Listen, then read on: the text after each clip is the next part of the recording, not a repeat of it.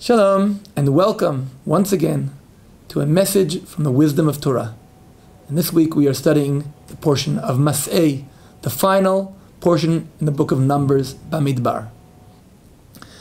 Parashat Masei deals from chapter 33 till the end of the book, all the way to the end of chapter 36. Deals with, at first, description of all the different stops through the voyage, through the journey of the people of Israel throughout the entire 40 years of the desert. It then goes on and continues with the story, with description of the borders of the land of Israel. Finally, it discusses special cities, the Levitical cities, the cities of refuge, of shelter, Arei Miklat, and it concludes with the story of the tribe of Joseph. I would like to elaborate this time on chapter 35, dealing with the special cities of refuge, the cities of shelter. I'm reading from verse 9, Pasuk Tet. Vayidaber Adonai el Moshe lemor, and the Lord spoke to Moses. Daber al bnei Yisrael v'amarta aleihem ki atem ovrim et hayarden artza Canaan. Speak to the children of Israel and prepare them as they are crossing the land. And they are about to enter the land, crossing the Jordan River, and they are to prepare cities of refuge.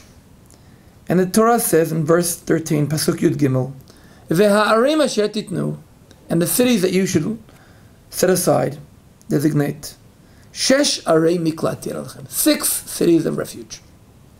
3 on one side of the Jordan River, Et Shalosh Arim Titnu Me'ever HaYarden, Ve'et Shalosh Arim Be'eretz Canaan. 3 on each side of the Jordan River. And the question is, if on the one side of the Jordan River, the eastern side, there are only 2.5 tribes, on the other side, on the western side, there are the 9.5 tribes. Why? What is the rational explanation to understanding what do we need the same amount of cities on both sides? We could have referred to this as a need because the question is not the amount of size of tribes, but it's the question of the geography. But also, the land divided to the 2.5 tribes on the eastern side of the Jordan is geographically smaller than the land divided to the other 9.5 tribes. So why do we need the same amount of cities, 3 on each side? Also, we are to remember that the cities are needed for a person who has accidentally killed somebody else. He climbed on a ladder, he fell from the ladder, or the axe he was using to chop the wood in the forest, either the metal or the wooden handle flew off and he killed somebody accidentally. And the Torah here compares it to somebody who was murdered with his main intention to murder, somebody who has done it b'mezid. The one who did it accidentally, without any intention, he goes to the city of refuge. The one who has done it intentionally, the one who wanted to kill somebody else, he, of course, is judged as a murderer. I want to point out that the story of the cities of refuge is mentioned once again in the Torah, in the book of Deuteronomy, which we are starting next week. In the book of Deuteronomy, in chapter 4, verse 41, we once again have a description of Moses designating 3 cities of refuge across the Jordan. Az yavdil Moshe shalosh arim be'ever hayarden. Verse 42, Membet, lanus shama rotzeach asher yirtzach et re'ehu bivli dat. For a murderer who has killed his friend without any intention, so he shall go and run to the cities, to one of the cities, and he will live. He will escape to one of these cities, and he will live. And that is the description. And then mentions the names, Vet Betzer, Vet Ramot, Vet Golan. Betzer, Ramot, and Golan. These are the cities on the eastern side of the Jordan River. But the description in our portion, in Masei, is much longer. It's much more detailed. And it's telling us exactly what happened. It says, you should, in verse 14, Shalosh arim titnu me'ever l'Yarden, 3 on the eastern side of the Jordan. Vet shlosh arim be'eretz Canaan, in the land of Canaan, on the western side of the Jordan. And then the description exactly what happens. In bichli barzeli kau, if a person hit it with a iron vessel, rotzeachu, he's a murderer. Motu mata rotzeach. He deserves the death penalty. Ve'im be'even yad, but if he hit him with a stone, also, and he did it intensively, motu mata rotzeach. The murderer deserves the death penalty. Or bichli etz yad, if he did it with a hand, with a wooden stick, once again, motu mata rotzeach, rotzeachu, he's a murderer. And etc. and etc. and it continues. Ve'im b'senah, and if he does it with hate, vayamot, he is to die. Then finally, when it gets to the description of the story of the not without any intention, it says, im befeta, if he was suddenly pushed without malice, without any object to kill.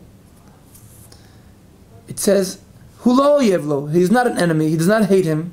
V'lo mevakesh ra'ato, he has no desire to do anything evil to the other person. And the people are to save him. But what is it? What is the description? He is to be brought to the shaftu haida, and they judge him between him and the avenger, the relative of the person murdered. And only after they judge, they decide, will he go to the city or will he not go to the city? It seems that in the description that we have in our portion, and the description in the portion of Deuteronomy, chapter 4, it's a totally different perspective. Where there, the goal is to do whatever we can to save the person. Where the emphasis is in the word, and be sure he lives. In our portion, the word v'chai is not there. I want to tell you that our scholars learn from the word v'chai many, many things. Not only does he live there, we're supporting him there. We bring his rabbi there with him to teach him Torah. But here, he's brought in front of judges, and they judge, and they decide, is he a murderer or is he not a murderer? And even so, when they finally decide that he can go to the city of shelter, it says, if the murderer accidentally leaves the city, and the avenger finds him, he has the right to kill him. So we're referring to this person, that even though the judges have decided that he did not do it with that intention to kill, he's still called a murderer. And at the end also, when he finishes his sentence,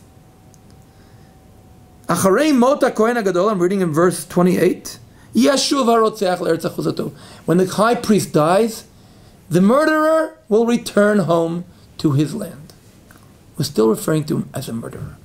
Why is the Torah referring to him as a murderer if he did it without any intention? And why are they trying to, it seems like the going to the city is a punishment. Why does he deserve a punishment? I want to go back to the question we asked at the beginning. When we asked, why do we have 3 on the eastern side of the Jordan and 3 on the western side? Our scholars in the Talmud asked that question, and the answer they give is a very strange, peculiar answer. They ask, why do we have the same number on each side? And they said, because on the eastern side of the Jordan, Rabu harotzchim, it's more, I would say, it's more frequent that there are murders. And it seems like a very peculiar answer. We're talking about somebody who murders accidentally. So what do you mean it's more frequent that there are murderers? I think the Torah here is trying to teach us a very strong message. When we find out about somebody who kills somebody accidentally, we have two perspectives as to look at it. On the one hand, it's really a tragedy. He didn't mean to kill him. It's a great tragedy. His whole life has changed. And we are to do whatever we can to try to save him and to make sure the rest of his life he lives safely. And that's the description in the book of Deuteronomy, chapter 4, verse 41 to 43. V'chai. We give him, it's not his fault.